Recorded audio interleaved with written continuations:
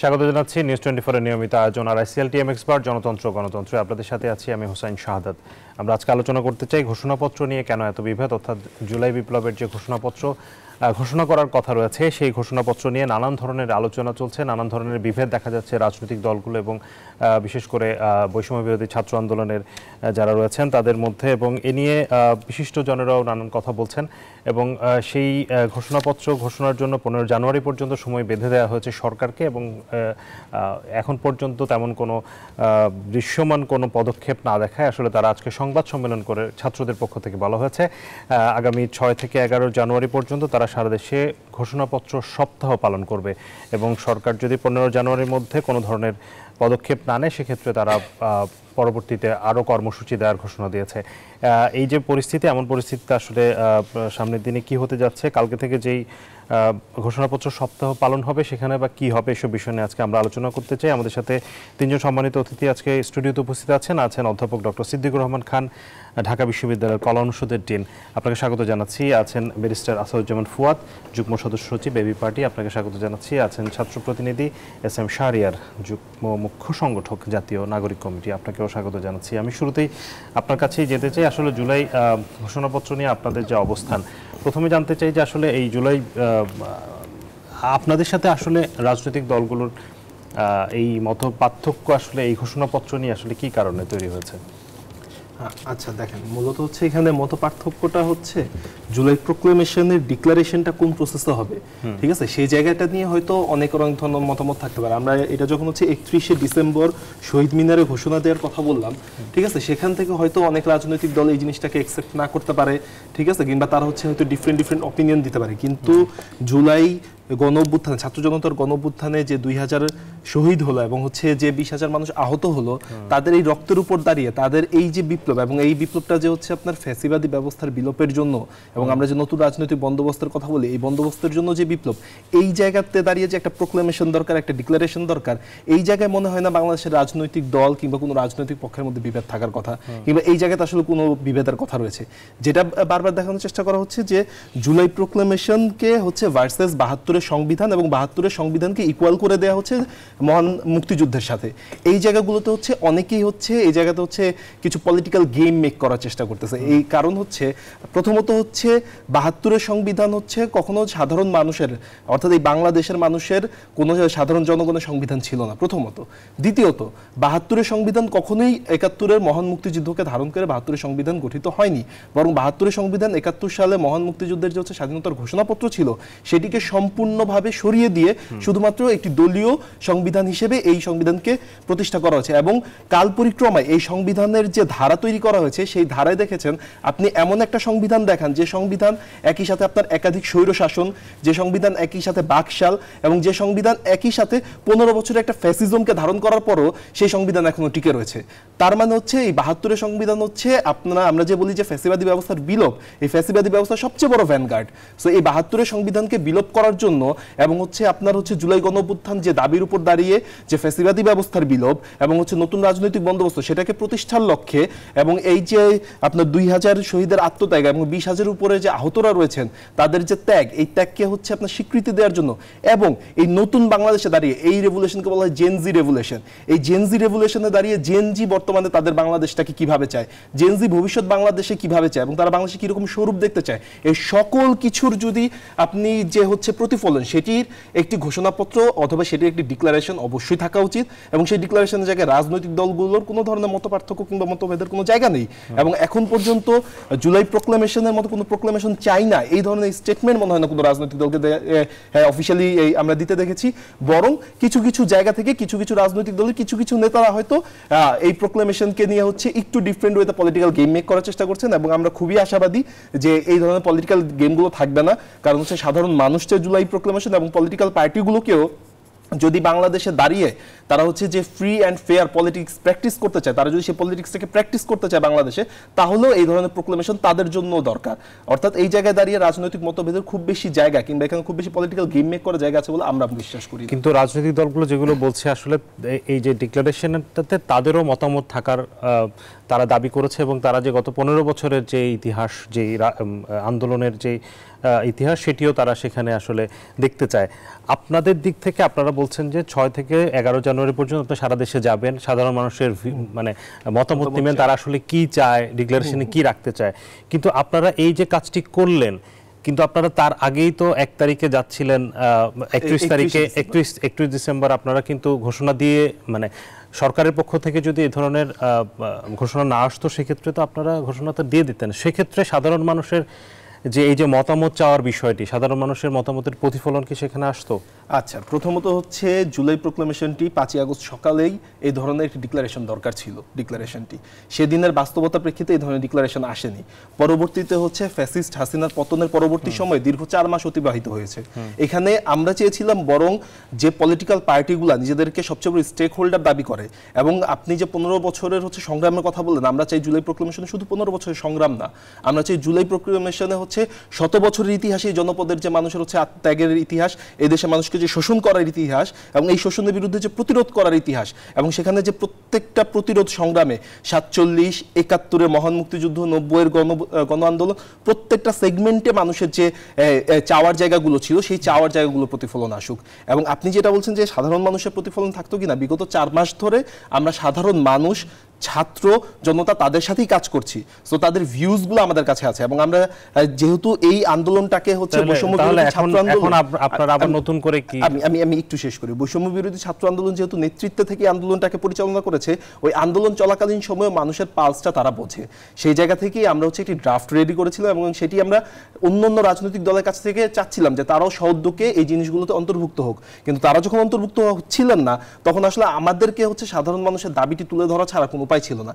কিন্তু পরবর্তীতে যেহেতু সরকার উদ্যোগ নিয়েছেন আমাদের দাবির প্রেক্ষিতে দাঁড়িয়ে, এবং তারা সকল পলিটিক্যাল পার্টিকে অ্যালাইড করে এখানে ডিক্লারেশনটি দিতে চাচ্ছেন, আমরা সেটিকে সাধুবাদ জানিয়েছি।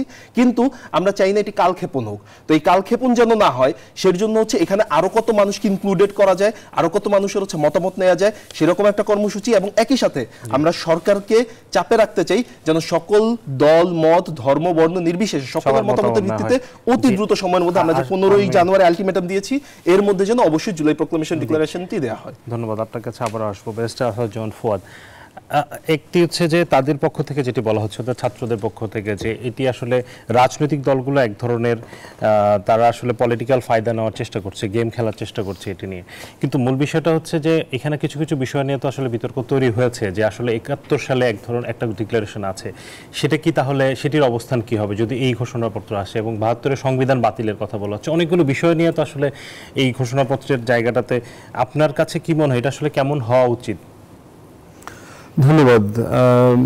আমাদের অনুজ সহযোদ্ধ মৌলিকভাবে যে ফ্রেমওয়ার্ক বলেছে, আমি আসলে এখানে রাজনৈতিক দলগুলোর ভিতরে কোনো মৌলিক মোটা দাগে কোনো তফাৎ দেখতে পাচ্ছি না। বাংলাদেশে আওয়ামী ফ্যাসিবাদের 16 বছরের শাসনে যে ন্যাশনাল ট্রমা তৈরি হয়েছে, এই ট্রমার একটা জায়গা হচ্ছে যে সিঙ্গুলার ওপিনিয়নে অভ্যস্ত হয়ে যাওয়া। কারণ হচ্ছে আমরা গত 16 বছর শুধুমাত্র শেখ পরিবারের মতামত দেখেছি, হাসিনার মতামত দেখেছি, আওয়ামী লীগের মতামত দেখেছি। আমরা অভ্যস্ত হয়ে গেছি যখনই একটা সোসাইটিতে ডেমোক্রেটিক চর্চা তৈরি হয়, অনেকগুলো মত আসে, আমরা ঘাবড়ে যাই, সাডেনলি কি ব্যাপার, একটা বিষয়ে সবাই এত মতামত দিচ্ছে কেন? This is the very essence of democracy. যে এটার মানে হচ্ছে যে আপনার সমাজটাতে যে শাওলা পড়ে গেছিল, আপনার মনস্তত্ত্বে, আপনার চিন্তায় যে একটা শাওলা পড়ে গেছিল, জং ধরে গিয়েছিল, সেই জংগুলো ছুটছে, এখানে জোয়ার শুরু হয়েছে, নতুন পানি আসছে, শাওলাগুলো চলে যাবে। এই যে বিভিন্ন দল বিভিন্ন মত দিচ্ছে, this is the beauty of democracy. যে এবং এটার ভিতরে আমি কোনো সমস্যা দেখতে পাচ্ছি না, কোনো ঝামেলা দেখতে পাচ্ছি না। ঝামেলা দেখতে পাচ্ছে শুধু আওয়ামী লীগের গণমাধ্যম, আওয়ামী লীগের বুদ্ধিবেশ্যা ছাড়া, আর আওয়ামী লীগের গণমাধ্যম ছাড়া, আর ভারতের কিছু দালাল ছাড়া এখানে কোনো ঝামেলা দেখি না। It's absolutely perfect discussion. ওরা মতামত, ওরা বলছে যে ওরা 15 তারিখ ডেডলাইন দিচ্ছে, ফাইন, দিস ইজ ডেমোক্রেসি। 15 তারিখের মধ্যে দেখি না সরকারকে, এটা 15 তারিখেরটা 25 তারিখ হয়ে যেতে পারে, 25 তারিখেরটা 25শে ফেব্রুয়ারি চলে যেতে পারে। This is all about conversation and dialogue. ইতিমধ্যে দেখেছেন যে প্রফেসর ইউনূস 16 ডিসেম্বর বলেছে সে একটা জাতীয় ঐক্যমত্যের কমিশন করবে, which he is gonna chair, এবং ওখানে ডক্টর আলী রিয়াজকে সে ডেপুটি রেখেছে, সংস্কার কমিশনের চেয়ারম্যানদেরকে সদস্য করবে। So already the state is on track for conversation and dialogue. সেখানে প্রফেসর ইউনূস কথা বলবে সব রাজনৈতিক দলের সাথে, উপাদান নিয়ে কথা হোক। এখানে যেটা হচ্ছে যে একটা ঘোষণাপত্রে কি কি উপাদান থাকা উচিত এটা নিয়ে আলোচনা হবে, লিখিত জিনিস না। আমি ওরা যেটা ড্রাফট প্রস্তাব করেছে এটা পড়েছি, আমাদের দলের পক্ষ থেকে আমরা এখানে সংশোধনী প্রস্তাব পরামর্শ আমরা দিয়েছি, লিখিত আকারে দিয়েছি, কথা বলেছি, এবং এইটা তর্ক হতে পারে, এটা আলাপ হবে, এটা নিয়ে আলোচনা হবে, আলোচনা করবার পরে উপকরণ দিয়ে একটা বিতর্ক হবে, একটা ড্রাফট তৈরি হবে, ন্যাশনালি বিতর্কের জন্য দেওয়া হবে, এই প্রসেসের ভিতর থেকে একটা ঘোষণাপত্র আসবে। গুরুত্বপূর্ণ জিনিস হচ্ছে ঘোষণাপত্রটা লিখিতটা ইটসেলফ কোনো এসেন্স না, গুরুত্ব হচ্ছে যে আপনি আগামী দিনের রাষ্ট্র কাঠামোতে কি কি জিনিস দেখতে চান এবং কি কি জিনিস দেখতে চান না, এই ব্যাপারে একটা ঐক্যমত তৈরি হতে হবে। কি কি দেখতে চাই না, যেমন ৭২ সংবিধান দেখতে চাই না, এটা একটা ভুয়া জিনিস। ৭২ সংবিধানটা তৈরি করেছে কারা দেখেন, ৭০ সালের পাকিস্তান মিলিটারি ফ্রেমওয়ার্ক যে ইলেকশন অর্ডিন্যান্স ছিল, সেই অর্ডিন্যান্সের নির্বাচিত সদস্যরা যারা পাকিস্তান রাষ্ট্রকে ঐক্যবদ্ধ রাখবার শপথবদ্ধ, এই মানুষগুলো ১৯৭২ সালে গিয়ে তারা একটা নতুন স্বাধীন বাংলাদেশ নামক রাষ্ট্রের সংবিধানের দায়িত্ব নিয়েছে। এর থেকে হাস্যকর প্রপোজিশন আর কি হইতে পারে, যে আমি নির্বাচিত হয়েছি on a platform to uphold a different state then to draft a constitution which is nothing to do with it.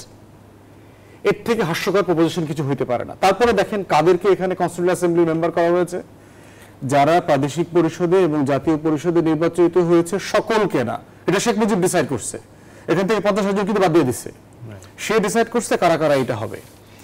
Fine, আপনি এটা করলেন জোর জবরদস্তি করে, ন্যাশনাল ডিবেট হয়েছে, কেউ পক্ষে বিপক্ষে ভোটাভুটি তেমন হয়েছে, ২৯৩ জন নাকি পক্ষে ভোট দিচ্ছে, ৭ জন না ৮ জন বিপক্ষে ভোট দিয়েছে, তার ভিতরে সৌরদীপ সেনগুপ্ত সহ ১-২ জন মাত্র কিছু ডিবেট করেছে, কোনো বিতর্কই হয় নাই।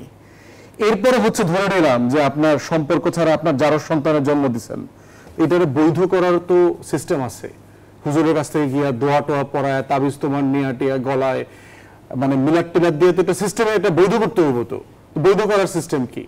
কোনো ডকুমেন্টেশন পাবলিক ডিসকোর্সে নিয়ে আসতে হয়, যে গণভোটে দিয়ে দেন। আপনি যে ম্যান্ডেট দিয়ে এটা করলেন, সেই ম্যান্ডেটটা আপনার ছিল না, আপনি এটা ভুল কাজ করে ফেলছেন। এখন আপনি এটা বৈধতা লেজিটিমেসি সিক করবেন কিভাবে? লেজিটিমেসি সিক করবেন, আপনি রেফারেন্ডাম দেন, করে নাই তো। থার্ড হচ্ছে আপনি আরেকটা চান্স মিস করেছেন, সেটা হচ্ছে ৭২ সংবিধানটা পাশ হলো রাফলি নভেম্বরের দিকে, ৭৩ মার্চে নির্বাচন হয়েছে। পলিটিক্যাল পার্টিগুলো আরেকটা চান্স মিস করেছে ম্যান্ডেট নেবার জন্য। এই মার্চের নির্বাচনে পলিটিক্যাল পার্টিগুলো জাতির কাছে বলতে পারতো, আওয়ামী লীগ সহ, যে আমরা একটা সংবিধান বানিয়েছি, এইটার ব্যাপারে আমরা জনগণের ম্যান্ডেট চাই। আপনারা যদি মনে করেন আপনারা এই সংবিধানের সাথে একমত, তাহলে আমাদেরকে ভোট দেন। আপনি ইলেকশনের মধ্য দিয়ে আপনি ম্যান্ডেট নিতে পারতেন, তখনও আপনি পলিটিক্যাল পার্টিগুলো এই ইলেকশন ম্যান্ডেটটা নেয় নাই। তাহলে যেই সংবিধানটা আপনি জন্ম থেকে আজন্ম প্রতিবন্ধী হইয়া জন্মাইছে, তাকে কেন আমি ক্যারি করব? এটা তো সাম পয়েন্টে বলতে হবে যে it is a historical error and needs to be amended. আপনি একটা ঐতিহাসিক ভুলের বোঝা কত বছর টানবেন? ভুল হইতেই পারে, কালেকটিভলি আমাদের ফাউন্ডিং ফাদার্সরা, আমাদের তখনকার ন্যাশনাল লিডার্স, পলিটিশিয়ানরা যারা ছিল ভুল করেছে, ধরে নিলাম, সবাইকে মাফও করে দিবে প্রয়োজনে, কারো প্রতি আমাদের কোনো দাবি দেওয়া নাই, বদয়া দিচ্ছি না। কিন্তু আপনি কি একটা ভুল জিনিসকে কতদিন ক্যারি করবেন? এবং এটা কত ভুল, মানে সংবিধানের পাতায় পাতায় যদি আমরা আলোচনা করি, হিস্টোরিক্যালি একটা ব্যাডলি ড্রাফটেড কনস্টিটিউশন। আপনি দেখেন যে ২-৩টা এক্সাম্পল দিই। আমাদের বলা ছিল যে আমাদের স্বাধীনতার ঘোষণাপত্র, যেটা ৭১-এর ১৭ এপ্রিল পাঠ করেছে প্রবাসী সরকার, বলেছে যে এই রাষ্ট্রটা ৩টা মূলনীতির উপরে ভিত্তি করে গভর্ন হবে: সাম্য, মানবিক মর্যাদা, সামাজিক সুবিচার। ৭২-এর সংবিধানে দেখবেন শেখ মুজিব, আওয়ামী লীগ নতুন করে ৪টা মূলনীতি ঢুকাইছে, যার কোনো ম্যান্ডেট নাই। ৭০-এর নির্বাচনে আওয়ামী লীগের কিন্তু ম্যান্ডেট ছিল না এই ৪টা, যে আমি ৪টার ভিত্তিতে বাংলাদেশের পূর্বাংশ, পূর্ব পাকিস্তান আমি শাসন করব। তার পার্টি ম্যানিফেস্টোতে কখনো ছিল না যে আওয়ামী লীগ নামক দল কোনোদিন ক্ষমতায় গেলে এই ৪টা মূলনীতির উপরে বাংলাদেশ শাসন করবে। আপনি যুদ্ধের সময় ম্যান্ডেট নেন নাই, তাহলে আপনি এই ৪টা মূলনীতি পাইলেন কোথায়? দ্বিতীয়ত হচ্ছে বলা হচ্ছে যে পূর্ব পাকিস্তান নামক রাষ্ট্রটাই বাংলাদেশ বলিয়া গণ্য হইবে এবং এখানে যারা বসবাস করেন তাহারা বাঙালি বলিয়া পরিচিত হইবেন। তাহলে চাকমার কি হবে? হাজার হাজার চাকমারা যারা যুদ্ধ করেছেন, উর্দুভাষীরা যারা হাজার হাজার বাংলাদেশের জন্য যুদ্ধ করেছেন, যারা ৪৬-৪৭-এ মাইগ্রেট করে ওই পার থেকে এসছেন, অত্যাচারিত নির্যাতিত হয়ে পশ্চিমবাংলা, কলকাতা, উড়িষ্যা, বিহার থেকে এসছেন। 16ই ডিসেম্বর বিজয় মিছিলে আওয়ামী লীগের নেতারা কাদের সিদ্দিকী ডাকাতদের নেতৃত্বে 32 নম্বরের সামনে উর্দুভাষী মুক্তিযোদ্ধাদেরকে হত্যা করছে। তাহলে এই রাষ্ট্রটাকে তো আপনি সবার করতে দিলেন না। যুদ্ধের সময় তো আপনি বলেন নাই আমি চাকমার রক্তে যুদ্ধ করব না, আপনি তো ওদেরকে ঘোষণা দিতেন আমি উর্দুভাষী মানুষের রক্তের অস্ত্রধারীদের হাতে আমি যুদ্ধে নেতৃত্ব দিব না, আপনি বলে দিতেন তখন। যুদ্ধের সময় তো সবাইকে ডেকেছেন। তাহলে আপনার প্রতিটা পরতে পরতে আপনি যা যা করেছেন এই সংবিধানের মাধ্যমে, আপনি মুক্তিযুদ্ধের সাথে বেইমানি করেছেন, মূলনীতির সাথে, একতার সাথে। ওখানে তো গণতন্ত্রের কথা লেখা ছিল। শেখ মুজিব তো গণতান্ত্রিক নির্বাচন করে নাই 73-এ। গণতন্ত্রের কথা লেখা ছিল। শেখ হাসিনা তো একটা গণতান্ত্রিক নির্বাচন করে নাই। 2008 সালে দিল্লির সাহায্য নিয়ে ক্ষমতায় আসছে।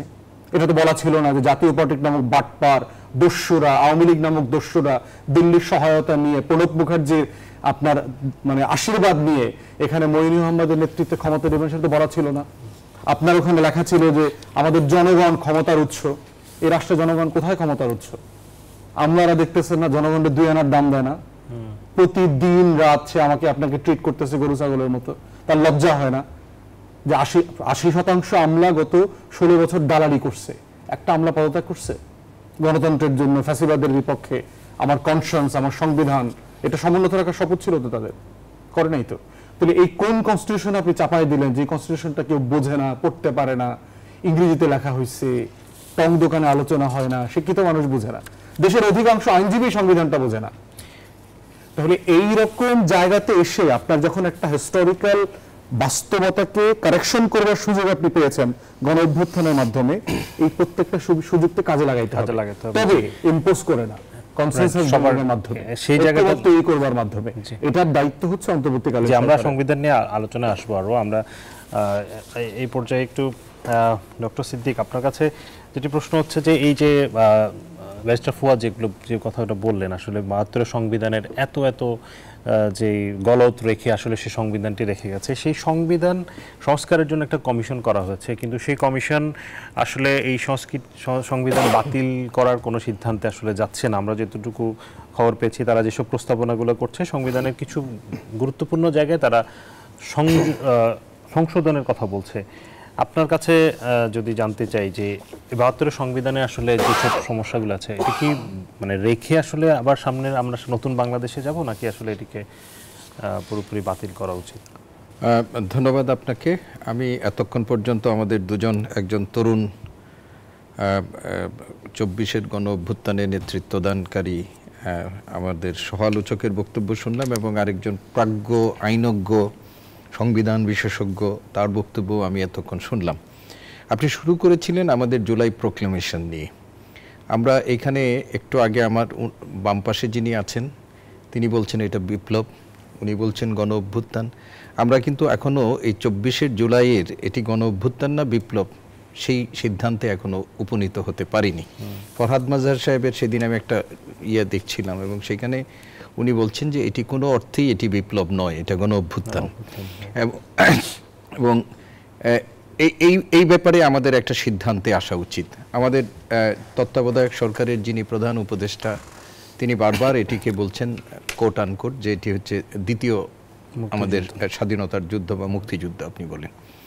তো এই জুলাই বিপ্লবের একটা বৈশিষ্ট্য কি, এটার একটা আমরা জাতীয়ভাবে এটাকে কি নামে অভিহিত করব, সেই ব্যাপারে আমাদের একটা সিদ্ধান্তে আসা দরকার। এবং এরপরে হলো আমাদের এটিকে একটা দালিলিক মানে একটা ডকুমেন্টেশন, মানে যে অভ্যুত্থান হলো সেটা একটা ডকুমেন্টেশনের খুবই দরকার আমাদের।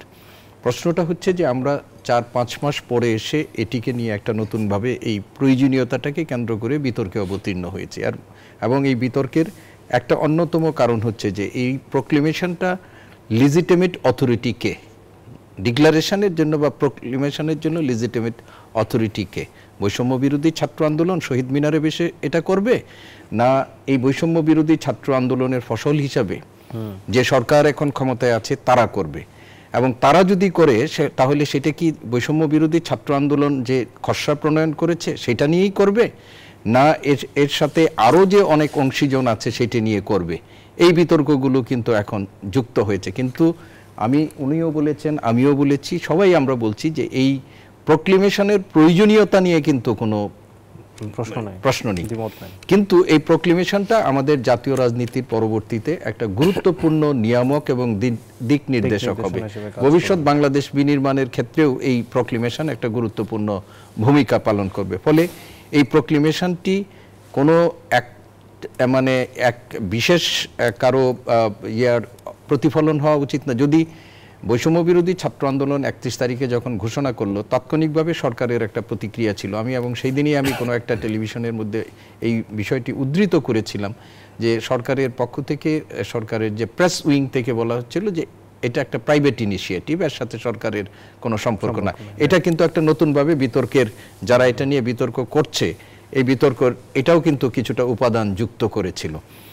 এই 72-এর সংবিধান এটাকে ফেলে দেব না এটাকে সংস্কার করে নেওয়া হবে, এটিও কিন্তু আমাদের দেশে এখন একটা মিশ্র প্রতিক্রিয়ার মধ্যে আছে, মিশ্র আলোচনার মধ্য দিয়ে আছে।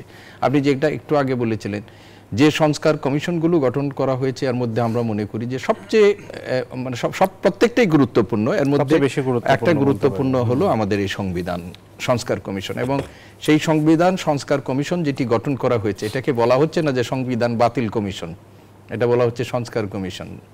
এবং সংস্কার কমিশন যেহেতু বলা হয়েছে, যে সংস্কার মানে আমরা বুঝি যে বিদ্যমানটি রেখে এর মধ্যে যে সমস্ত অসঙ্গতিগুলো আছে সেই অসঙ্গতিগুলোকে মানে সংগতিপূর্ণ করা এবং একটা সময়ের চাহিদার সাথে রেখে মানে সমন্বয় করে দেয়া। এটা আপনি যেটা বলেছেন যে সংবিধান সংস্কার কমিশনের যে আভাসগুলো আমরা পেয়েছি, সেখানে তারা এটাকে সংস্কারের কথাই বলছে, অসঙ্গতির কথা বলছে। এবং এই সংস্কার কমিশনের দু একজনের সাথে আমাদের মাঝে মধ্যে কথা হয় এবং তারা যে কাজগুলো নিয়ে এগিয়ে যাচ্ছেন, তারা তাদের জুরিসডিকশনের মধ্যে যেটি করা হয়েছে সেই দিকেই বোধ হয়ে যাচ্ছেন। ফলে 72-এর সংবিধান যদি আমরা এটাকে বাতিল করি, তো এই সংবিধান সংস্কার কমিশনের কাছ থেকে প্রস্তাব আসবে আমি মনে করছি এরকমটা না। প্রক্লেমেশনের মাধ্যমে যদি সেটা হয় এবং সেইটা যদি একটা মানে কি বলবো যে আমরা গ্রহণযোগ্য রাজনৈতিক দল এবং অন্যান্যদের মধ্যে দিয়ে গ্রহণযোগ্য প্রক্রিয়ার মধ্যে যদি হয়, তাহলে সেটি হতে পারে। কিন্তু আমার মনে হয় না কমিশনের কাছ থেকে এই ধরনের কোনো প্রস্তাবনা আসবে যে 72-এর সংবিধান বাতিল করে দিয়ে, এটা আমার মনে হয় না আর কি। হয়তো এখন যে বিষয়টি ফুয়াদ ভাই বলেছিলেন, এবং তারা যে একটা কথা কিন্তু উনি বলেছেন যে সরকারের উপর একটা চাপ রাখার জন্য তারা ওই আগামীকাল থেকে এটি করা হচ্ছেন, এবং এটা আমি মনে করি যথার্থই সরকারের উপর চাপ। কিন্তু এটাও আমি নিশ্চিত যে 15 তারিখের মধ্যে সরকারের পক্ষে একটা প্রক্লেমেশন ডিক্লেয়ার করা সম্ভব হবে না। আপনি যদি এই ধরনের কোনো কাজ করতে হয়, তাহলে ওনাদের কাছ থেকে একটা প্রস্তাবনা পেয়েছে, ভাই বলেছেন যে তারাও একটা প্রস্তাবনা, আমি জানি না সরকারকে দিয়েছেন কিনা, কিন্তু তারা তৈরি করেছেন। এখন এটি নিয়ে সরকার যদি বৃহত্তর, আপনি ধরেন যে কাজগুলোই করুন না কেন, আপনি বাংলাদেশের যে ক্রিয়াশীল রাজনৈতিক দলগুলোর এগুলোর অস্তিত্ব আপনি অস্বীকার করে তো আপনি সামনের দিকে যেতে পারবেন না। ফলে আমার মনে হয় যে এটি সময় লাগবে, এবং ওনাদের পক্ষ থেকে যে প্রস্তাবনাগুলো আসবে, এই প্রস্তাবনাগুলোর সাথে সরকার তার স্টেক হোল্ডারদের সাথেও আলোচনা করে এক ধরনের এই প্রক্লেমেশনের দিকে যাবে। এবং আমি মনে করি যে একটা নতুন একটা ভালো জিনিস করতে গিয়ে বিতর্ক তৈরি করার চেয়ে, যেটি উনি বললেন যে সেটা 25 তারিখ হতে পারে, সেটা আবার পরের মাস হতে পারে, কিন্তু সেই যৌক্তিক সময়ের মধ্যে যদি লাগেও, তাহলেও কিন্তু একটা ভালো জিনিস হওয়া দরকার। এবং এই যে 31 তারিখে ওনারা এই বৈষম্য বিরোধী ছাত্র আন্দোলন এটি করলেন না বা এখান থেকে করেছেন না, কারণ এটা আমরা বুঝতেই পারি যে সরকারের পক্ষ থেকে তারা এই ব্যাপারে কোনো গ্রিন সিগন্যাল বা সমর্থন তারা পাননি। ফলে সরকারের কাছেই তারা এটি দিয়েছেন, এবং আমি মনে করি এটি যথার্থভাবে সরকার যদি সবাইকে নিয়ে যদি একটি গ্রহণযোগ্য প্রক্লেমেশন হয়, কেননা এটি আমি আগেই বলেছি এবং এখনও বলতে চাই যে এটি আমাদের ভবিষ্যৎ রাজনীতির, বাংলাদেশের না শুধুমাত্র বাংলাদেশের ভবিষ্যৎ পথ চলার একটা গুরুত্বপূর্ণ পথ নির্দেশক হবে এটা। আরেকটা জিনিস আপনি দেখেন যে সংস্কার কমিশনগুলোর যেগুলো কাজ শুরু করেছিল, তারা কিন্তু 31 ডিসেম্বরের মধ্যে তাদের প্রাথমিক খসড়া উপস্থাপনের কথা ছিল। আমরা শুনেছিলাম ইলেকশন কমিশন যেটা হচ্ছে 3 তারিখে করা হয়, তারা প্রস্তাবনা দিবে প্রথম সপ্তাহে আসলে দেওয়ার কথা আছে 6টি কমিশন, 6টা কমিশনে। আমি জানি না সেগুলো সম্ভব হবে কিনা, তারপরেও কিন্তু আরও প্রক্রিয়া এর সাথে যুক্ত আছে এবং সরকারের পক্ষ থেকেও বলা হয়েছে যে এই খসড়া প্রস্তাবনার উপরে কিন্তু একটা জাতীয় ঐক্যমত তৈরি করার জন্য বিভিন্ন স্টেক হোল্ডারদের সাথে তারা কথা বলবেন। তো জুলাই প্রক্লেমেশনের একটা খসড়া যদি ওনারা উপস্থাপন করেন বৈষম্য বিরোধী ছাত্র আন্দোলনের পক্ষ থেকে, সরকারের নিজস্ব চিন্তনের ক্ষেত্রেও যদি তাদের কোনো খসড়া থাকে এবং রাজনৈতিক দলগুলোর কাছ থেকেও যদি কোনো খসড়া আছে, এটাকে সমন্বয় করে একটা আলোচনার ভিত্তিতে আমাদের এটি করা দরকার। আপনি ৭১ সালে যে আমাদের প্রক্লেমেশন হয়েছিল, আমাদের স্বাধীনতার ঘোষণাপত্র, তা সেই সময় কিন্তু আমরা এটাকে কেউ ওইভাবে বিরোধিতা করেনি, কিন্তু আজকের বাস্তবতায় যখন যদি একতরফাভাবে বা কোনোভাবে হয় এটি হবে এবং সেটি আমাদের জন্য সুখকর হবে না। সেই জন্য আমি আবারও স্পষ্ট করতে চাই এই প্রক্লেমেশন আমাদের খুবই জরুরি। এত মানুষের রক্তের বিনিময়ে আমরা যে বাংলাদেশ দেখতে চাই সেই বাংলাদেশ বিনির্মাণের জন্য আমাদের একটা দালিলিক বলবো যে ঘোষণাপত্র এটি আমাদের দরকার। কিন্তু এটার জন্য আমরা মনে করি যে একটা ঐক্যমত্য অন্ততপক্ষে ন্যূনতম ঐক্যমত্যের ভিত্তিতে হলেও সেটা আমাদের জন্য এবং আন্দোলনের জন্য সবকিছুর জন্য এটা ভালো হবে। আমরা আবারও আসবো আপনাদের কাছে একটু বিরতির পর। দর্শক, RICL TM এক্সপার্ট জনতন্ত্র গণতন্ত্রে সময় হচ্ছে বিরতির, ফিরছি একটু পর, আশা করি সাথেই থাকবেন। দর্শক, বিরতির পর আবারও স্বাগত জানাচ্ছি RICL TM এক্সপার্ট জনতন্ত্র গণতন্ত্রে। আমরা আলোচনা করছি জুলাই ঘোষণাপত্র নিয়ে। আমাদের সাথে অতিথি হিসেবে আছেন অধ্যাপক ডক্টর সিদ্দিকুর রহমান, ব্যারিস্টার আসাদুজ্জামান ফুয়াদ এবং SM শাহরিয়ার। আমি আবারও SM শাহরিয়ার আপনার কাছে যেটি জানতে চাই যে আপনাদের যে ধরনের ঘোষণাপত্রে নিয়ে আপনাদের যে ধরনের আকাঙ্ক্ষা বা চাহিদা, সেই জায়গাটাতে রাজনৈতিক দলগুলোর এক ধরনের তাদের পার্থক্য আছে এবং তারা বলছে যে এই যে সংবিধান বাতিলের ক্ষেত্রে আসলে সবচেয়ে বড় রাজনৈতিক দল বিএনপির কিন্তু ঘোর আপত্তি আছে এবং তারা অনেকগুলো বিষয় নিয়ে আসলে তারা আপত্তি করেছে। সেই জায়গাটাতে ধরেন তাদের সাথে আলোচনা করে সরকার যখন ঘোষণাপত্রটি প্রকাশ করবে, তখন আপনারা আসলে আপনাদের আকাঙ্ক্ষার প্রতিফলন কতটা দেখবেন বলে আশা করতেছেন? আচ্ছা, আমি যদি খুব ছোট অ্যান্সার দিয়ে শুরু করি, তাহলে যদি বলেন যে প্রোক্লামেশনে যদি জুলাই স্পিরিট এবং সাধারণ মানুষ এবং নতুন যে বাংলাদেশ, সেই বাংলাদেশের যদি আপনার প্রতিফলন না থাকে, তাহলে জুলাই প্রোক্লেমেশন আসলে এটা শুধুমাত্র একটা কাগজ ছাড়া কিছুই হবে না। এটা নতুন বাংলাদেশ বিনির্মাণে, ওই যে আমি বললাম না আপনাকে, যে পলিটিশিয়ানদেরকেই ফ্রি অ্যান্ড ফেয়ার পলিটিক্সটা যদি তারা প্র্যাকটিস করতে চায়, তাদের জন্য যে বাংলাদেশটা লাগবে, এই বাংলাদেশটা ওই প্রোক্লেমেশনের বেজের উপর দাঁড়াবে না। ঠিক আছে? তো কোনো পলিটিশিয়ান যদি মনে করে যে আপাতত কোনো স্বার্থ হাসিলের জন্য জুলাই প্রোক্লেমেশনকে তারা বায়াস্ট করা ট্রাই করবে, কোনো ধরনের কোনো ইনফ্লুয়েন্স দিয়ে, আলটিমেটলি এটা ভবিষ্যতে তাদেরকেই ভোগাবে। সাধারণ মানুষ তো সবচেয়ে বড় ভুক্তভোগী হবে এবং এই যে আমাদের যে এতগুলো মানুষের রক্ত ত্যাগ, সেটা তো বৃথা যাবে, কিন্তু যারা আজকে এই গেমটা খেলবে তারাই সবচেয়ে বড় সাফারার হবে। এবং আমরা অতীতে দেখেছি যে পলিটিশিয়ানরা প্রত্যেকটা সেগমেন্টে যখন তারা 90 কিনে যখন খেললো, 90 সবচেয়ে বড় সাফারার প্রত্যেকটা পলিটিক্যাল পার্টিগুলোই তখন হয়েছে। ঠিক আছে? এবং শেষ পর্যন্ত একটা পলিটিক্যাল পার্টি আওয়ামী লীগ একেবারে পুরো ক্ষেতের ফসল এক এক কেটে নিয়ে চলে গেছে, আর বাকি কোনো পলিটিক্যাল পার্টি আর কোনো স্টেক রাখতে পারেনি। সো এই গেমটা খেলা প্রথমত তাদের জন্য ভালো হবে না, বাংলাদেশের জন্য ভালো হবে না, প্রথমত। দ্বিতীয়ত বিএনপির স্টেটমেন্ট সংবিধান বাতিল, এই জায়গায় আপনি কোনটাকে বিএনপির স্টেটমেন্ট ধরবেন? বিগত 15 বছরে যে বিএনপির স্টেটমেন্ট ছিল, বেগম খালেদা জিয়ার যে স্টেটমেন্ট ছিল, সেটাকে আপনি বিএনপির স্টেটমেন্ট ধরবেন, নাকি লাস্ট 7 দিনে রুহুল কবির রিজভী আর মির্জা আব্বাসরা যে স্টেটমেন্ট দেয়, সেটাকে আপনি বিএনপির স্টেটমেন্ট ধরবেন? বিএনপির স্টেটমেন্ট কোনটা? বেগম খালেদা জিয়ার নিজের ভাষ্য মতে এই সংবিধান দিয়ে বাংলাদেশকে আর কখনো আগানো সম্ভব না, কারণ এই সংবিধানের একটা বড় অংশকে রিজিট করে ফেলা হয়েছে, যেটাকে আপনি চেঞ্জ করতে পারবেন না। এবং এমন এমন জায়গাগুলোকে আপনাকে ভিজিট করা হয়েছে যে জায়গাগুলো দিয়ে আসলে পরবর্তী তার অনেক বেশি প্রবলেম ক্রিয়েট হবে।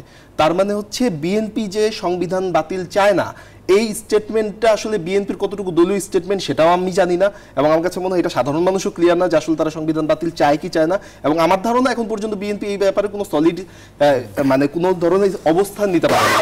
ঠিক আছে? কারণ এখানে এটা বিএনপি আরো ভালো বলতে পারবে যে কেন এখন পর্যন্ত 72 সংবিধানের এই জায়গাতে, এবং যেখানে তাদের 31 দফা একটা রাষ্ট্রীয় রূপকল্প আছে, এবং আমি আপনাকে খুবই নিশ্চিত করে বলতে পারি যে 31 দফার যে রূপকল্প, তারা এই রূপকল্পটার সাথে তারা 72 সংবিধানকে অ্যালাইট করে কিংবা 72 সংবিধানকে অপোজ করে তারা আসলে কতটুকু এই রূপকল্পকে চিন্তা করেছেন, এইটা যদি আপনি 5 জন বিএনপি নেতাকে জিজ্ঞাসা করেন, তারা আপনাকে ক্লিয়ার কোনো স্টেটমেন্ট দিতে পারবে না। কারণ প্রথমত তাদের বক্তব্যগুলো অনেক বেশি খণ্ডিত। মির্জা আব্বাস এক ধরনের স্টেটমেন্ট দেন, মির্জা ফখরুল ইসলাম এক ধরনের স্টেটমেন্ট দেন। এটা কিন্তু হচ্ছে মানে এটাকে আপনি পোর্ট্রে করতে পারেন যে এটা হচ্ছে একটা সুস্থ গণতান্ত্রিক প্রক্রিয়া, এটা হচ্ছে একটা দলের মধ্যে গণতন্ত্র চর্চা হচ্ছে না। বিষয়টা হচ্ছে যে বিএনপি এখনো বুঝতে পারছে না যে ৭২-এর সংবিধানটা, যে সংবিধানটা দীর্ঘ সময় পাওয়ারকে সার্ভ করেছে, ভবিষ্যতে তারা মনে করছে তাদের কাছে পাওয়ারটা খুব বেশি আসন্ন। সো এই আসন্ন জায়গায় তাদের কথা হচ্ছে যে সংবিধান এত বছর পাওয়ারকে সার্ভ করেছে ওই ফ্যাসিলিটিটা কেন এখন আমি নিব না, নাকি এখন গণমানুষের কাছাকাছি গিয়ে হচ্ছে আমি পলিটিক্সটা করা ট্রাই করব এবং ফ্রি এন্ড ফেয়ার পলিটিক্সটা করব। এই জায়গায় আসলে দ্বিধাদ্বন্দ্বের জায়গা, ঠিক আছে? তো এই দ্বিধাদ্বন্দ্বের জায়গাটা তারা কাটায় উঠুক। আর আমাদের কাছে তো হচ্ছে পাওয়ার না, আমরা তো আসলে মানে পাওয়ার গেম খেলতে আসি নাই, ঠিক আছে? আমরা এখানে হচ্ছে আপনার মানে পলিটিক্সকে নিয়ে পলিটিক্স করতে আসি নাই।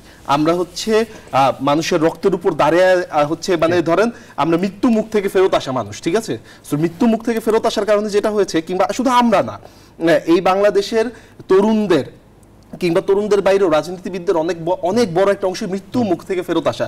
বিএনপির ভেতরেও বহু মানুষ হচ্ছে যারা ঘুম থেকে, যারা আয়না ঘর থেকে জীবনটা নিয়ে কোনোভাবে ফেরত এসেছেন। হয়তো 5ই আগস্ট যদি 5ই আগস্ট না হয়ে এটা যদি 5ই সেপ্টেম্বর হতো, তাহলে হয়তো আয়না ঘরের অনেক মানুষকে মারা যেতে হতো, ঠিক আছে? সো এই মুখ থেকে যারা ফেরত এসেছে তারা আসলে এই পলিটিক্স নিয়ে এই নোংরা খেলাটা দেখতে চায় না। সো তারা হচ্ছে একদম নতুন বাংলাদেশে একদম সলিড জায়গাটা দেখতে চায়। আর আমি আবার আসবো। আমি এই পর্যায়ে একটু শাহরিয়ার যেটি বলছিলেন যে বিএনপি আসলে যেহেতু তারা মনে করছে যে তারা আসলে খুব দ্রুত হয়তো ক্ষমতায় চলে আসবে, তাহলে কি এই কারণেই তারা আসলে ৭২ সংবিধানের রেখেই আসলে তারা আবারও ক্ষমতায় আসতে চায়, যাতে করে তারা একটু যে আওয়ামী লীগ যেসব কাজ করেছে মানে একেবারে পুরোপুরি সেরকম না করলেও অন্তত তারা যাতে ক্ষমতাটাতে আসলে এই ৭২ সংবিধানের যেই অন্যায্য সুবিধাগুলো একটা সরকার নিয়ে থাকে সেগুলো নিতে পারে? দেখেন, এই প্রশ্নের উত্তর তো আসলে বিএনপি ভালো দিতে পারবে যে বিএনপি আসলে কি মনে করে এই খণ্ডিত মতামত দিচ্ছে, অথবা বেগম খালেদা জিয়ার রেফারেন্সে যে বক্তব্যটা আমরা দেখতে পাচ্ছি অনলাইনে, এবং ওনার বক্তব্য তো বিভিন্ন সময়ে যে বক্তব্যগুলো এসছে ভারতের ব্যাপারে, আওয়ামী লীগের ব্যাপারে এবং দিল্লির ব্যাপারে, এগুলো তো বেশ পরিষ্কার বক্তব্য। এবং জিয়াউর রহমানের এবং খালেদা জিয়ার বক্তব্য যদি আমরা পড়ি, হিস্টোরিক্যালি দেখেছি যে গণ অভ্যুত্থানের স্পিরিটকে তারা শতভাগ ধারণ করে। হিস্টোরিক্যালি জিয়া পরিবার কিন্তু এই গণ অভ্যুত্থানের লোক আর কি, নেতৃত্বের লোক। বাকি নেতৃবৃন্দের ব্যাপারে একটা হচ্ছে যে শাহরিয়া যেটা কারেক্টলি বলেছে যে নেতাদের মধ্যে ডিফারেন্স অফ ওপিনিয়ন্স আছে, তারা হয়তো এখনো দলীয় কাঠামোগত কোনো সিদ্ধান্ত নেয় নাই, এটা তারা বলবে। একটা বিষয় হচ্ছে যে গভর্নেন্সের জায়গাতে আসলে আপনার ডিফারেন্ট আলোচনা করতে হবে। কাগজে অনেক লফটি আইডিয়াল তো অনেক সময় লেখা থাকে, অনেক ভালো ভালো সুন্দর কথা লেখা থাকে, কিন্তু আমরা আসলে মানি কিনা। গণতন্ত্রের কথা তো কাগজে লেখা ছিল, হাসিনা গণতন্ত্রের কথা মানে নাই তো। গণতন্ত্রের কথা তো সংবিধানে লেখা ছিল যে জনগণ সব ক্ষমতার উৎস, রাজনৈতিক দলগুলো মানে নাই তো। তারা এখানে জমিদারি বন্দোবস্ত কায়েম করছে, রাজ পরিবারের শাসন ব্যবস্থা কায়েম করেছে। তো এই জন্য প্রশ্ন হচ্ছে যে গভর্নেন্সের একটা ডিফারেন্ট আলোচনা আছে, এবং গভর্নেন্সে করতে কে কতটুকু সফল হয়েছে 53 বছরে, এই তর্কটা নতুন করে তুলবার সুযোগ আছে, সম্ভাবনার জায়গায় আসছে। বড় একটা জায়গা হচ্ছে যে আপনার এই ডিক্লারেশনের ব্যাপারে যে ঐতিহাসিক কোনো ঘটনাকে স্বীকার না করা নিয়ে একটা ভীতির ব্যাপার আছে, যে অনেকে বোধ করছেন যে এটার মধ্য দিয়ে কি আমরা ইতিহাসকে ভুলে যাব কিনা। এখানে কোনো ৭১ যুদ্ধ হয় নাই, এখানে রিপাবলিক তৈরির আকাঙ্ক্ষা ছিল না, এখানে মুক্তির লড়াইটা ছিল না, এখানে ইভেন শেখ মুজিবুর রহমানের অবদানকে কি অস্বীকার করা হবে কিনা, এই রকম কিছু ভয় সোকল সিভিল সোসাইটিতে আছে। সোকল বলছি, বাংলাদেশে সিভিল সোসাইটি বলতে তো আওয়ামী লীগ আর দিল্লির বাইরে তেমন কিছু নাই, এই জন্য বলছি আর কি। কিন্তু আমরা যে ঘোষণাপত্রের ড্রাফট ছাত্রদের কাছ থেকে পেয়েছি এবং আমরা যেটা প্রস্তাব দিয়েছি এর সংশোধন আকারে অথবা পরামর্শ আকারে, সেখানে কিন্তু আমরা কোনো লড়াইকে অস্বীকার করি নাই। কারণ এই বঙ্গীয় জনপদের শত শত বছরের লড়াই আছে, এখানে শত শত বছরের লড়াই, হাজার বছরের লড়াই ছিল। এখন না হয় এখানে বাঙালি মুসলমানরা মেজরিটি আছে, এখানে একসময় বৌদ্ধরা মেজরিটি ছিলেন, এখানে একসময় হিন্দুরা মেজরিটি ছিলেন, এখানে একসময় কোনো ধরা পালন করতো না, অ্যানিমালিস্ট ছিল অথবা প্রকৃতি পূজারী ছিল, এমন মানুষরা ছিলেন। কিন্তু অ্যাটলিস্ট 800 বছর থেকে এখানে ধরেন মুসলমানরা মেজরিটি আছে। অতএব এই বঙ্গীয় জনপদের লড়াইটা এখানে সব জায়গাতে চলে আসে। সেখানে আপনি কত পিছনে যাবেন সেটা আপনার শব্দের ব্যাপার, আপনার পরামর্শের ব্যাপার, রাজনৈতিক দলগুলো কিভাবে দেখে। আমাদের প্রস্তাবনাতে আমরা বলেছি যে এই জনপদের প্রত্যেকটা মুক্তির লড়াইকে আমরা স্বীকার করি, প্রত্যেকটা আজাদির লড়াই আমার কাছে ইকুয়ালি গুরুত্বপূর্ণ। আমার কাছে 90 যেভাবে গুরুত্বপূর্ণ, 24 যেমন গুরুত্বপূর্ণ, 71 গুরুত্বপূর্ণ, 47 গুরুত্বপূর্ণ, 50-এর যে আপনার 50-51 মিলায় যে প্রজাস্বত্ব আইন হইল, জমিদারি প্রথা বাতিল হইল, এটা গুরুত্বপূর্ণ একটা ঘটনা। ঢাকা বিশ্ববিদ্যালয় প্রতিষ্ঠা একটা গুরুত্বপূর্ণ ঘটনা। গরিব কৃষক মজুরের ছেলেমেয়েরা প্রথমবারের মতো বিশ্ববিদ্যালয়ে পড়তে যেতে পারলো। তো এই যে নিম্ন বর্ণের হিন্দু এবং মুসলমান যারা লার্জলি প্রজা শ্রেণীর ছিলেন, তাদের ভিতরে যে সোশ্যাল মোবিলিটি তৈরি হইল বিশ্ববিদ্যালয় পড়বার মধ্য দিয়ে, সে ঢাকা বিশ্ববিদ্যালয়ের প্রতিষ্ঠাতে একটা লড়াই। এটা শুধু বিশ্ববিদ্যালয় প্রতিষ্ঠা না, আপনার অন্যান্য বিশ্ববিদ্যালয়ের প্রতিষ্ঠাকে আপনাকে দেখতে হবে যে একটা শিক্ষা প্রতিষ্ঠান প্রতিষ্ঠিত হচ্ছে। ঢাকা বিশ্ববিদ্যালয় শিক্ষা প্রতিষ্ঠান আকারে প্রতিষ্ঠিত হয় নাই, এটা একটা মুক্তির লড়াই আকারে প্রতিষ্ঠিত হয়েছে এখানকার নিম্নবর্ণের হিন্দু এবং মুসলমানদের জন্য। আপনি বঙ্গভঙ্গ করা 1906 সালে, 1905 সালে, আপনি মুসলিম লীগ প্রতিষ্ঠিত হইল 1904 সালে অথবা 6 সালে, বঙ্গভঙ্গ রদ হইল 11-তে। এই প্রত্যেকটা ঘটনা তো আমার মুক্তির লড়াইতে গুরুত্বপূর্ণ। 1757 পলাশের যুদ্ধে আমরা হেরে গেলাম, 1776-77 এখানে প্রথম ফ্যামিন হইল, লক্ষ লক্ষ মানুষ মারা গেল। দ্বিতীয় বিশ্বযুদ্ধের সময় 43-এ আরেকটা দুর্ভিক্ষ হইল, Bengal famine. 1/3 of Bengal population just wiped out. প্রায় 3 কোটি 3.5 কোটি মানুষ মারা গেছে ব্রিটিশ কলোনিয়াল পলিসির কারণে। 1793-তে চিরস্থায়ী বন্দোবস্ত হয়েছে। 1857 সালে আমার আজাদির আন্দোলন হয়েছে। তো আমার ইতিহাসের এই লড়াই প্রত্যেকটা জায়গায়, যে আমি ঈসা খার সময় যে 1 টাকায় 8 মণ চাল কিনতে পারতাম, আমার যে মুসলিম ছিল এখানে, আমার এখানে যে মানে লন্ডনের বয়স আর ঢাকার বয়স যে সমান, সম্রাট জাহাঙ্গীর এখানে রাজধানী করেছে, বাংলার শাসকরা দিল্লির শাসককে পরাজিত করেছে, আপনার সেই শামসুদ্দিন ইলিয়াস শাহ, সিকান্দার শাহ, এগুলো সব তো আমার মুক্তির লড়াই। এই মুক্তির লড়াইয়ের কোনোটাকে এখানে অস্বীকার করা হবে না। এবং এটার মধ্য দিয়ে যেটা এই ডিক্লারেশনটা করবে, যে আমার সেকেন্ড রিপাবলিকের আকাঙ্ক্ষাকে এখানে তুলে ধরবে, আগামী রাজনৈতিক বন্দোবস্তটা কি, সেই বন্দোবস্তটা তুলে ধরাটাই হচ্ছে এটা লক্ষ্য হতে হবে। জি, আমরা বিরতির আগে 2 মিনিট শুনতে চাই ডক্টর সিদ্দিকুর রহমান এই প্রসঙ্গে আসলে কি থাকা উচিত এই জায়গাটাতে, এবং আসলে বিএনপির বিরোধিতার কারণটা কি। দেখুন, একটু আগে যেটা বলা হয়েছিল, বিএনপি কিন্তু এখনো তারা সুনির্দিষ্টভাবে দলের সাংগঠনিক পর্যায় থেকে কোনো রকমের মতামত বা তাদের কি বলে প্রস্তাবনা এখনো উপস্থাপন করেনি। একটু আগে যেটি বলা হয়েছে যে বিভিন্ন নেতা বিভিন্ন রকমের মন্তব্য করছেন, এবং বাংলাদেশের রাজনৈতিক দল এবং সংগঠনগুলোর মধ্যে এই ধরনের নেতা বিশেষে ভিন্ন ভিন্ন বক্তব্য কিন্তু আমরা দেখি। আমরা তখনই বিএনপির মতামত বলবো যখন বিএনপির সাংগঠনিক কাঠামোর মধ্য দিয়ে একটা মতামত এখানে আসবে, এবং সেই মতামতটা আদৌ বিএনপি দেওয়ার সুযোগ পাবে কিনা সেটাও তো একটা প্রশ্ন আছে, বা সেটুকু সরকার কিভাবে গ্রহণ করবে, যেহেতু এখন এই প্রোক্লেমেশনের দায়িত্বটি সরকারের, সেই সরকার সেটা কিভাবে গ্রহণ করবে সেগুলো আমাদের এখন দেখার মানে আছে। আমি আবারও স্পষ্ট করে বলছি যে এই প্রোক্লেমেশনের ব্যাপারে বিএনপির অবস্থান থেকেও কিন্তু না, প্রোক্লেমেশনের প্রাক্কালে বৈষম্য বিরোধী ছাত্র আন্দোলনের কোনো নেতার যে বক্তব্যগুলো ছিল সেইখানে বিএনপি 2-1টা বিষয়ে তাদের ভিন্নমত প্রকাশ করেছে, এবং সেই বক্তব্যগুলো সরকারও ধারণ করে নাই। বৈষম্য বিরোধী ছাত্র আন্দোলনের সেইখানে সরকারও ধারণ করেনি, সেগুলো তারা বলেছে যে এইগুলো তাদের বক্তব্য।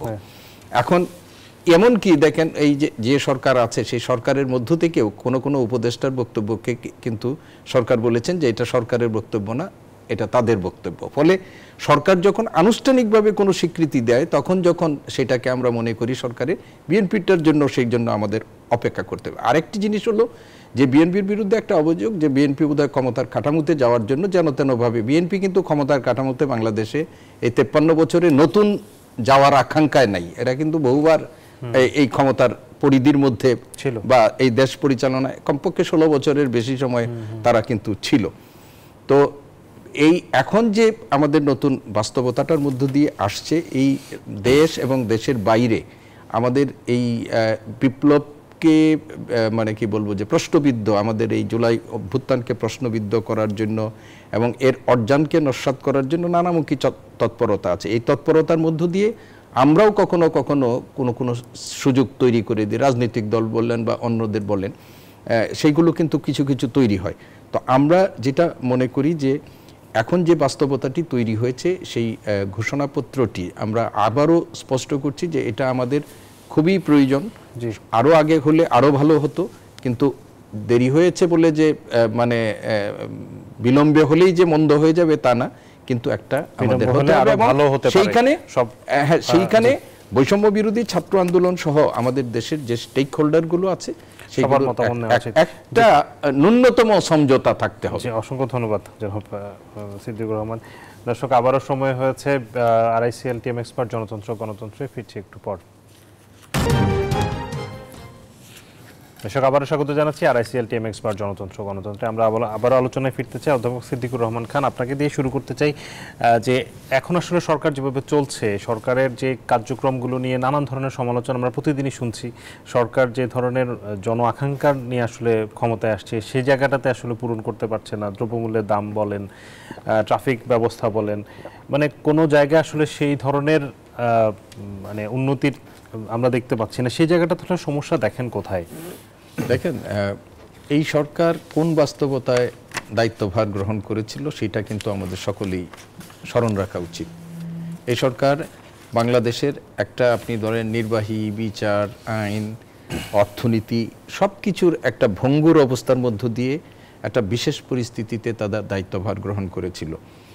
এই দায়িত্বভার গ্রহণ করার পর সরকার যদি নিরবিচ্ছিন্নভাবে তারা কাজ করতে পারত এবং সেইখানে যদি আমাদের জন আকাঙ্ক্ষা পূরণে এই সরকারের যদি বড় রকমের ব্যত্যয় হতো, তখন কিন্তু সরকারকে একটা দায় আমরা দিতে পারতাম। কিন্তু আমাদের মনে রাখতে হবে যে এই একটা বিশেষ ব্যবস্থার মধ্যে দায়িত্ব নিয়েও প্রতিনিয়ত পতিত স্বৈরাচার, এই পলাতক প্রধানমন্ত্রী শেখ হাসিনার ফ্যাসিস্টের যে সমস্ত দোসর আছে এবং তাদের আন্তর্জাতিক পরিমণ্ডলে যে সমস্ত বন্ধুরা আছে, তাদের প্রতিনিয়ত নানা প্রতিবন্ধকতা এই সরকারকে স্বাভাবিকভাবে কাজ করতে দেয়নি, যে এটি আমরা সবাই দেখেছি। কিন্তু এত সংকটের মধ্যেও এই সরকার এখন পর্যন্ত যে কার্যক্রমগুলো পরিচালনা করেছে, সেখানে আমরা অন্ততপক্ষে দৃশ্যমান কিছু সংকট তো লক্ষ্য করছি। যেমন আপনি দ্রব্যমূল্যের কথা বলেছিলেন, যদিও এটা একটু সহনীয় পর্যায়ে পুরোপুরি না আসলেও একটু আসছে, যদিও সেটা খুব আলোচনা বা সরকারের প্লাস পয়েন্ট হিসাবে এটা সিন্ডিকেট তো ভাঙতে পারছে না। 2 টাকার ফুলকপি এখানে এসে 40-50 টাকা কিনতে হচ্ছে। আলটিমেটলি সবই তো না, মানে আমরা বলছি সিন্ডিকেট সেটা আমরা 5-6 মাস, অনেক বেশি সময় না হলেও কম সময় না, কিন্তু যে অবস্থার মধ্য দিয়ে সরকার কাজ করতে হচ্ছে, সেই সরকারের এই কাজের মধ্য দিয়ে আরেকটু যদি আমাদের সাফল্য আসতো, সেটা আমাদের জন্য ভালো হতো। কিন্তু একেবারে আপনি এই সরকারের মানে এখন পর্যন্ত অনাস্থা এবং তাদের দেওয়ার মতো অবস্থা মনে হয় আমাদের নেই। বিশেষ করে আমরা আসলে শেষ করতে হবে ছোট ছোট করে। SM শাহরিয়ার, এই জায়গাটাতে সরকারের আসলে উপদেষ্টা যে পরিষদটা আছে, সেটাকে নিয়ে আসলে আমরা কথা শুনি যে তাদের আসলে কার্যক্রম বা তাদের অনেক ক্ষেত্রে আসলে তাদের বয়স বা দক্ষতার জায়গা, অনেক বিষয় নিয়ে আসলে কথা হয়। এই জায়গায় কি আপনি মনে করেন কিনা যে সরকারের এই জায়গাটাতে একটু নজর দেওয়া উচিত? দেখেন, প্রথমত হচ্ছে এই সরকারের প্রেক্ষাপট তো আমরা সবাই জানি।